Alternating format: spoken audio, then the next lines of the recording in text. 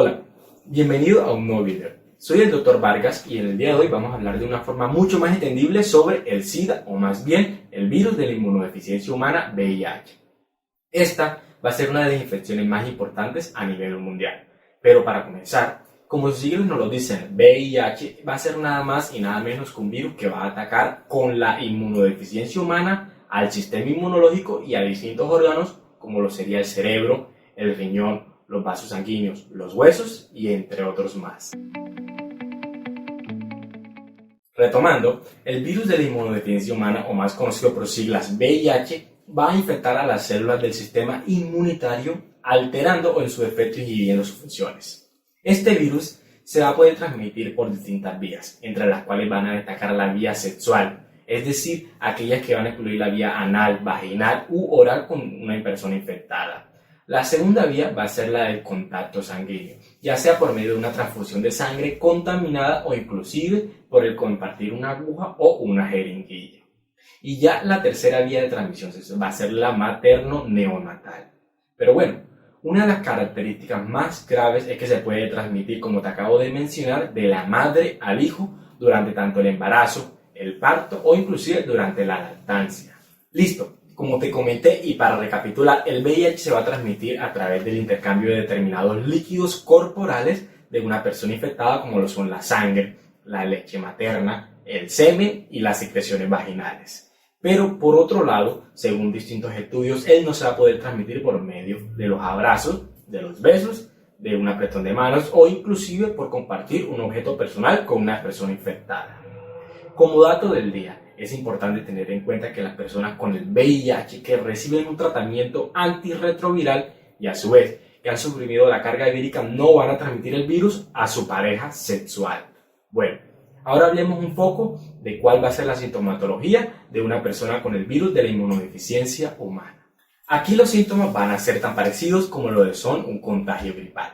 Es decir, una persona infectada por lo general en las primeras semanas que siguen después del contagio no va a manifestar ningún síntoma o va a presentar un cuadro pseudogripal como lo es una fiebre, una cefalea, una erupción, dolor en la garganta y uno que otro esputo, es decir, un catarro. Ahora, estos esputos van a tener un tiempo de duración promedio de más de 7 días. Ya después de estos síntomas, esta patología pasa a ser asintomática y vuelve a surgir increíblemente hasta después de los 10 años manifestándose con una infección crónica junto con los síntomas ya propios del VIH. Pero ojo, en este lapso de tiempo, las personas contagiadas pasan a ser un portador contagioso y a su vez a transmitir esta enfermedad a otras personas. Este virus va a infectar a gran parte del sistema inmunológico, concretamente a los linfocitos CD4. Ellos también van a ser conocidos como los linfocitos T4, los cuales van a ser cierto tipo de glóbulos blancos que van a combatir a las infecciones. Y aquí el virus lo que va a hacer es que va a introducirse al interior de los linfocitos. Posteriormente se va a reproducir, va a romper los linfocitos y, por así decirlo, va a generar más tipos de este mismo virus, los cuales van a repetir el ciclo contagiando a otros linfocitos. Ya posteriormente a esto, lo que va a suceder es que nuestro sistema inmunitario va a ir disminuyendo su fuerza, va a ir debilitándose y posteriormente esto conllevaría a que seamos más propensos de ser infectados por otro tipo de infección bacteriana. Ya a medida que esta infección va debilitando el sistema inmunitario, una persona puede presentar otros signos y síntomas, los cuales van a ser ahora ya los correspondientes a la infección, como lo podría ser una infección de los ganglios linfáticos, una infección respiratoria, una infección de la piel, una tuberculosis, una meningitis criptocócica y a su vez cierto tipo de infecciones bacterianas graves o determinados cánceres como lo sería un linfoma o sarcoma de Kaposi. Ya para terminar aquí, el diagnóstico del SIDA va a ser realizado con dos tipos de pruebas. La primera va a ser una prueba de electroinmunotransferencia Western blot, quien básicamente va a consistir en la separación de las proteínas antígeno-virales obtenidas del estímulo del VIH lisado amplificado por una centrifugación. La otra prueba va a ser una ELISA para el VIH.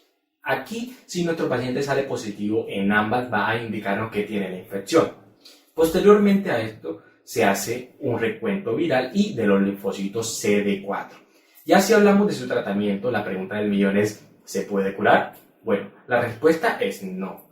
pero sí se va a poder cronificar y a su vez evitar que el paciente desarrolle el SIDA. Aquí vamos a encontrar diferentes tratamientos retrovirales que van a conseguir mantener esta enfermedad de forma crónica. Recuerda, lo mejor es la prevención y realizar las relaciones sexuales de forma segura usando los preservativos. Y listo, eso fue todo por hoy. Espero haber respondido a todas tus dudas. Si te ha gustado esta actualización sobre la sintomatología del virus de la inmunodeficiencia humana, apóyame con un gran like, suscríbete y activa la campanita de notificaciones para que no te pierdas de ninguna de mis próximas actualizaciones. Recuerda tener tus medidas de prevención para realizar tus relaciones sexuales. Es mejor prevenir que lamentar. Por aquí te voy a dejar mis redes sociales y recuerda que me puedes encontrar en Spotify, Google Podcasts, Anchor, Radio Public y Breaker como el Dr. Vargas.